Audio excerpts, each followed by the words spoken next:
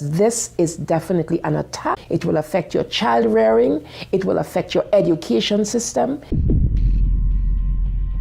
This is instructions for the teacher in the classroom to ask her or his students, how do people express their sexual feelings? What is abstinence? And here are some answers. Oral sex, masturbation, anal sex, massage, holding hands, touching each other's genitals, saying, I like you.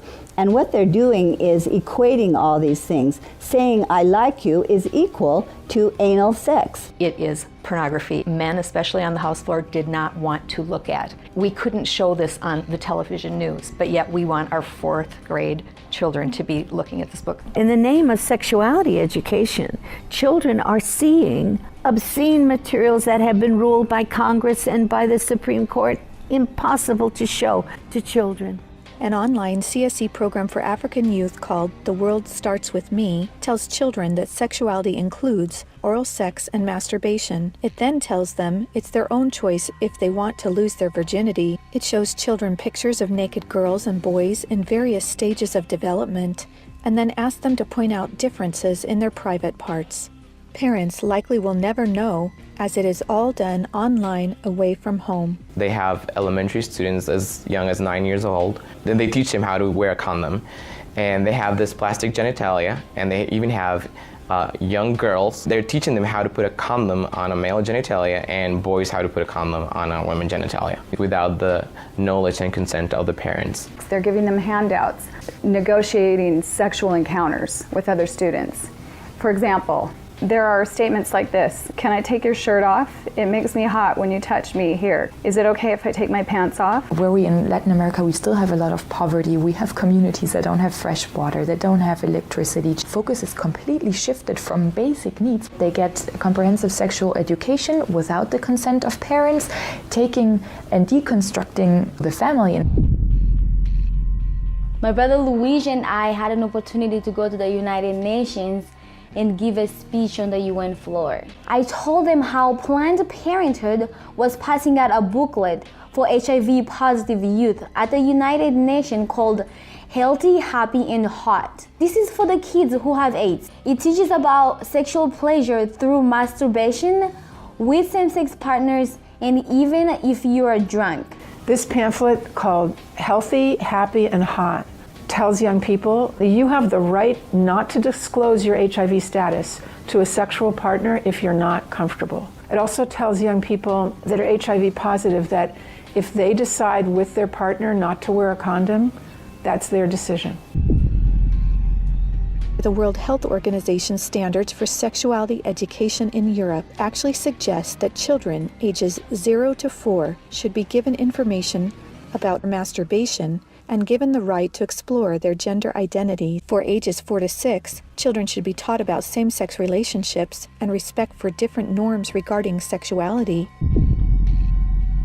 The interests of organizations like UNFPA and IPPF is to get parents out of the picture and to radicalize and sexualize children. UNFPA has tried to convince my country to change our positions on issues such as reproductive rights and comprehensive sexuality education. Madam Chair, does the UNFPA think it can do this because Nauru is the smallest member state of the United Nations? The Nigerian government was actually told by the Western countries that if they do not give in, that they will be denied foreign aid.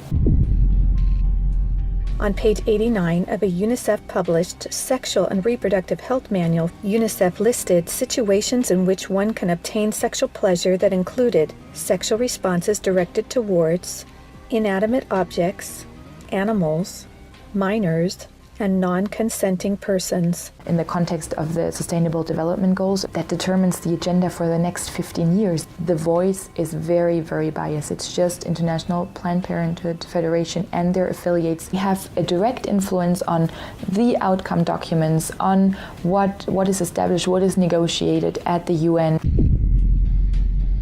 Some of the objectives of the UNESCO Sexuality Education Guidelines include teaching children at age 9 about sexual stimulation and the definition and function of orgasm, and at age 15, that both men and women can receive sexual pleasure with a partner of the same or opposite sex. The It's All One curriculum also promoted by International Planned Parenthood, reveals the multiple manipulative tactics used to indoctrinate and sexualize children through CSE. Like other CSE programs, It's All One claims, among other things, to be evidence-based, comprehensive, human rights, gender-sensitive, and culturally appropriate education that will increase young people's responsible decision-making, to reduce adolescent rates of pregnancy and sexually transmitted infections, including HIV. It's All One, however, like most CSE programs, is really just cleverly disguised abortion rights, sexual pleasure education, masquerading as human rights, gender, and sexual and reproductive health education. It aggressively promotes abortion. With over 112 references to abortion, It's All One has an obsessive focus on sexual pleasure, mentioning sexual pleasure 62 times. It promotes multiple sex acts and instructs children on how to stimulate themselves or their partner to orgasm. To explore their readiness, children fill out a worksheet that infers children are ready to have sex when you are feeling sexually attracted to the other person, and when you're feeling comfortable about telling the other person what feels good sexually. It teaches that human rights encompass sexual rights, including alleged rights to all persons to sexual expression and the right to seek sexual pleasure. Hooking children on sex is a multi-billion-dollar business for Planned Parenthood and other similar organizations. This is because children, or prospects, once sexualized, become Planned Parenthood customers, dependent upon their services. Comprehensive sexuality education programs are disguised under many names. They may be called comprehensive sex or sexual education, education on human sexuality, reproductive health education, information on sexual and reproductive health, family life education, teen pregnancy prevention, rape prevention, anti-bullying programs, HIV/AIDS prevention, and sometimes even abstinence or abstinence plus education.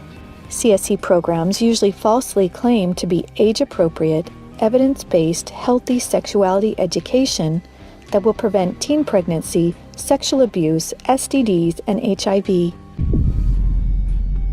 One of the handouts that concerns me the most is called the Genderbread Person. They teach that gender is a spectrum, that you can choose to be whatever you want. You could be all female one day and the next day feel like you're neither female or male. Frankly, it's confusing. It's mental molestation. We're confusing these kids as to what they are. From a medical perspective, when sexual freedom is the priority, then sexual health is going to suffer. There are laws in Oregon where children as young as 15 can get taxpayer-funded sex changes without parental consent. You can't have an aspirin at school without parental consent. However, a student could make these life-altering, permanent decisions without their parental knowledge or consent.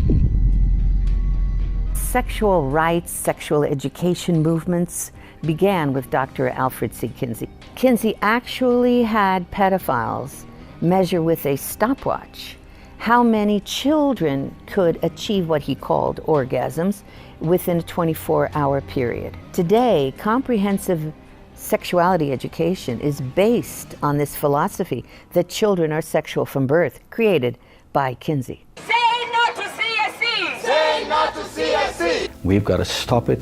We've got to use everything at our disposal. We have to stand together to stop this attack against our children. And they have all this funding and this organization, but we know that if we stand together, we can do something for the family, for the children. We stopped the Kinsey sexuality education program in Croatia. It is time for parents to say, no, my family is mine. My wife is mine. I am hers. Our children are ours. Band together and find ways to stop it from entering your country. Men have to rise up, defend their family. On matters sexual, the fathers have got to stand up. Say, you have no place talking sexuality to my children. We resist it, even with our lives, because that's what life is all about. It's happening on our watch. If we don't do something about it, it is all of us that carry that guilt. To learn more and to sign the petition to stop comprehensive sexuality education, go to stopcsc.org. Together, we can and will protect the world's children.